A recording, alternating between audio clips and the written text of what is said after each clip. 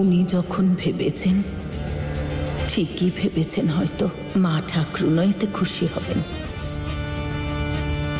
আমি ওনাকে দিয়ে দেব।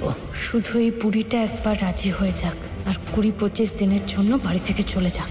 তারপর এই বাড়ির ক্ষমতা এমনভাবে হাতে নেব যে 7 জন্মও যদি শয়তানি চেষ্টা করে আমাকে সরাতে পারবে না। হঠাৎ করে তীর্থযাত্রার কথা? সত্যি বলতে কি, এটা আমি নয়, আপনার ছেলে পাঠিয়েছে। উনি খুব খুশি হবেন যদি আপনি এই তীর্থ ভ্রমণে যান। বৌমা, এই মুহূর্তে যাওয়াটা একটু... ক্ষমা করবেন মা ঠাকুর, এর চেয়ে সঠিক সময় আর কি হতে পারে? এখন তো শোভন আর ফুলও একে অপরের কাছে আসছে, নিজেদের চিনছে। আপনি যেরকম চেয়েছিলেন সেই রকমই হচ্ছে। তাই এই পরিবারের খুশির জন্য আপনি প্রার্থনা করে আসুন।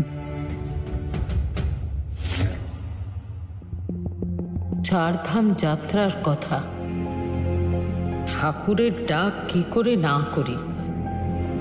তাছাড়া এখন এখানে সব ঠিকই আছে, আর যশোরাজেরও ভালো লাগবে। আর এই শয়তানিটা আবার কি ভাবতে শুরু করেছে, আবার যাতে বারণ না করে দেয়। ঠিক আছে, আমি অবশ্যই যাব।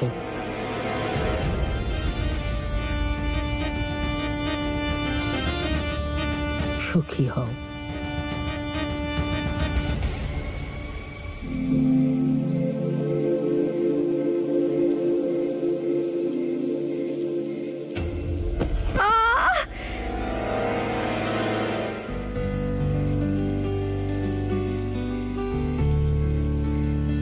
না, ঠিক আছে, উঠতে পারবো আমি। হাতটা ধরে নাও, না হলে আবার পড়ে যাবে। এই জায়গাটা পেছল।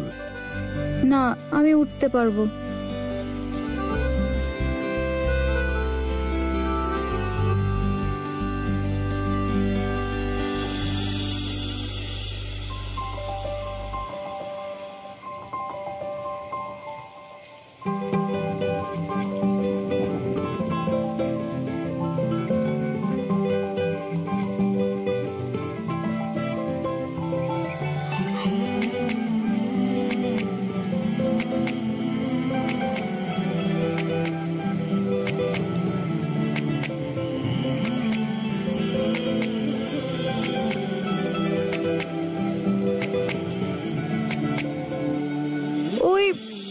ওইখানে একটা ঘর দেখা যাচ্ছে। হ্যাঁ, চলো।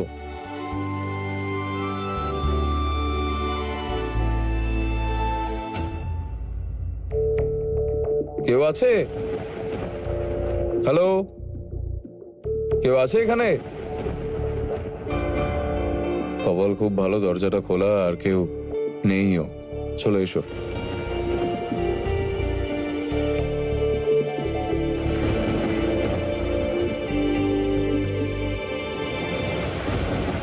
আজকের রাতটা আমাদের এখানেই থাকতে হবে।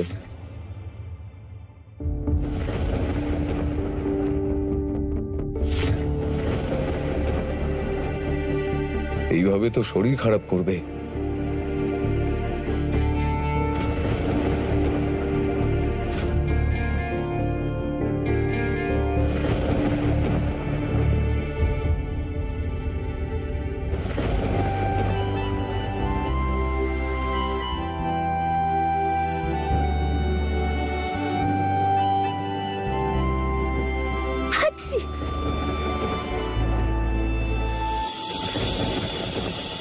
শুধু এই কম্বলটা দিয়ে ঠান্ডাটা কমবে না, ওর জামা কাপড়ও ভিজে গেছে। কিছু একটা করতে হবে। আমি এক্ষুনি আসছি।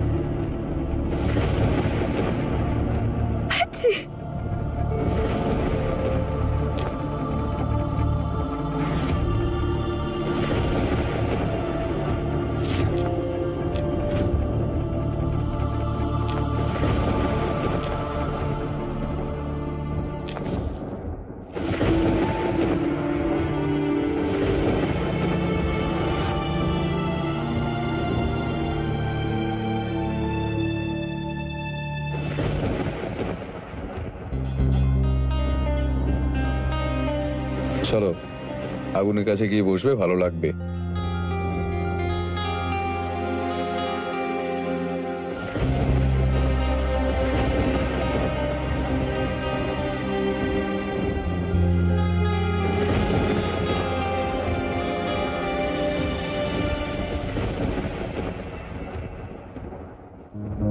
কিচ্ছু হবে না তোমার, সব ঠিক হয়ে যাবে। ধন্যবাদ। ঠিক ঠিক ঠিক আছি আমি।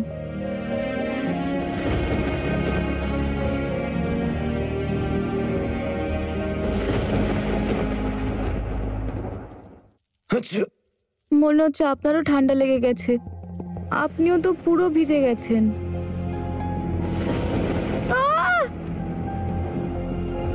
কি সহজেই ভয় পেয়ে যাও তুমি। আচ্ছা, যখন খুব ভয় পাও তখন তুমি কি করো? কথা বলি। কথা? হ্যাঁ, কথায় আছে না, কথা বললে ভয়, আতঙ্ক, দুশ্চিন্তা, চিন্তা সব কেটে যায়। আর আমার যখন ভয় লাগতো না, ভীষণ ভয় লাগতো যখন, তখন তো আমি মায়ের সঙ্গে অনেক কথা বলতাম। আর একবার জানেন কি হয়েছে? একবার বৃষ্টিতে আমি আর আমার ভাই ভুট্টা খেতে চলে গেছিলাম। ভুট্টা খেয়ে যখন ফিরেছি তখন পুরো ভিজে গিয়েছিলাম। মা আমাকে এত বকেছে, এত বকেছে। আমি তো ব্যাস কত কথা বলো তুমি, হাঁপিয়ে যাও না কেন? এখন আমার ভয় লাগে না তো, তখন কথা বলতে ভালো লাগে। তাছাড়া যখন আপনার ভয় লাগে তখন কি করেন? আমি কোনো কিছুতেই ভয় পাই না।